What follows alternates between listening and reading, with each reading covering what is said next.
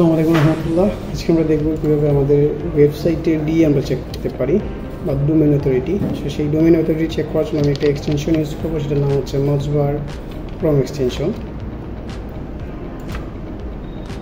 So first of all আমাদেরকে MozBar এক্সটেনশনটা add করে নিতে হবে।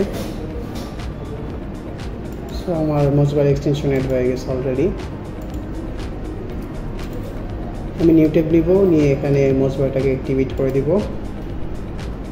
অ্যান্ড এখানে আমি আমার ওয়েবসাইট যেটা আমি চাই সেইটা লিখে সার্চ করবো। আমি লিখতেছি SEO রাইট ফর আস।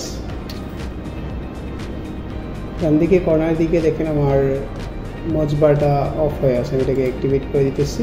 এই দেখেন অ্যাক্টিভেট হওয়ার পর PA দেখাচ্ছে, আবার DA দেখাচ্ছে। PA মিনস হচ্ছে পেজ অথরিটি আর DA মিনস হচ্ছে ডোমেইন অথরিটি। এই ওয়েবসাইটের ডোমেইন অথরিটিটা হচ্ছে আই লাভ SEO, এটার ডোমেইন অথরিটি হচ্ছে 20, এটা হচ্ছে 37, 36। এরকম আমরা যে কোনো ওয়েবসাইটে দিয়ে চেক করতে পারবো। ভালো থাকবেন, আসসালামু আলাইকুম।